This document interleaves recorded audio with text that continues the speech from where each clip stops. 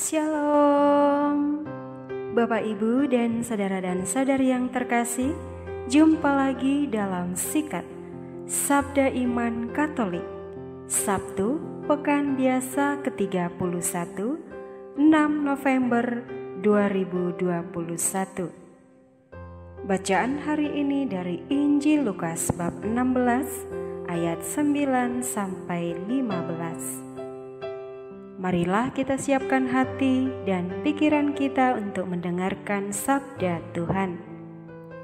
Semoga Tuhan beserta kita sekarang dan selama-lamanya. Inilah Injil suci menurut Lukas. Dimuliakanlah Tuhan. Yesus berkata kepada murid-muridnya, "Ikatlah persahabatan dengan mempergunakan mamon yang tidak jujur, supaya jika mamon itu tidak dapat menolong lagi, kalian diterima dalam kemah abadi.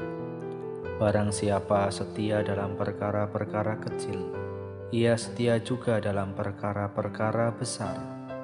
Dan barang siapa tidak benar dalam perkara-perkara kecil, ia tidak benar juga dalam perkara-perkara besar.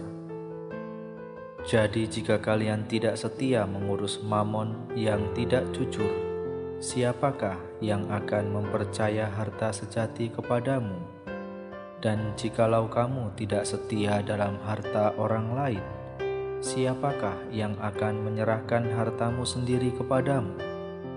Seorang hamba tidak mungkin mengabdi dua tuan, karena jika demikian ia akan membenci yang seorang dan mengasihi yang lain, atau ia akan setia kepada yang seorang dan tidak mengindahkan yang lain.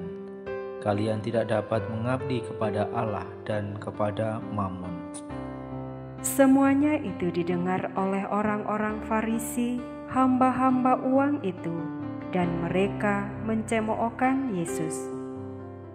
Maka Yesus berkata kepada mereka, "Kalian membenarkan diri di hadapan orang, tetapi Allah mengetahui hatimu, sebab apa yang dikagumi manusia dibenci oleh Allah." Demikianlah sabda Tuhan. Terpujilah Kristus. Bapak, Ibu, dan saudara dan saudari yang terkasih, renungan hari ini akan dibawakan oleh Suster Maria Inosensia CIJ dari Malang.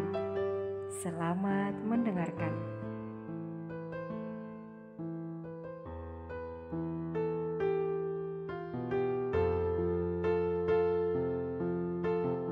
Para saudara yang dikasihi Tuhan, sering dikatakan bahwa pencuri itu cerdik, lebih cerdik dari polisi. Mungkin salah satu alasannya adalah kebutuhan bertahan hidup. Dalam hal ini tidak tertangkap, yang memaksa mereka mencari segala macam jalan yang paling aman.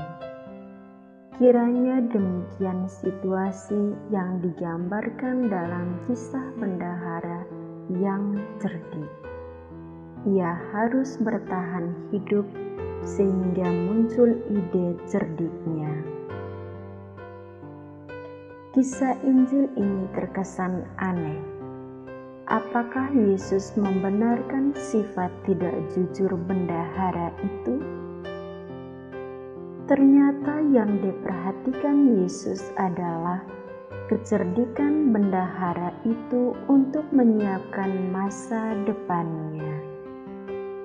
Ia tidak menyiapkan dengan mengumpulkan harta, tetapi membangun relasi baru dengan para penghutang. Tindakan ini tepat pada waktunya, dan ia telah memberi rasa aman kepada dirinya sendiri. Maka visi masa depan itulah yang menyelamatkan. Kepada kita, Tuhan memberikan kepercayaan untuk mengelola bakat dan kemampuan yang adalah karunia-Nya. Ketika kita memanfaatkan karunia itu, kita membuat jaminan bagi masa depan, karena Tuhan menghargai orang yang dengan semangat tinggi membangun dirinya. Semoga kita menggunakan setiap karunia dengan bertanggung jawab untuk meraih jaminan surgawi. Anak-anak dunia ini lebih cerdik terhadap sesamanya. Yesus mengkonfrontasikan anak-anak dunia dengan anak-anak terang, mengisyaratkan sebuah tantangan bagaimana anak-anak terang dapat membawa terang itu kepada dunia. Semoga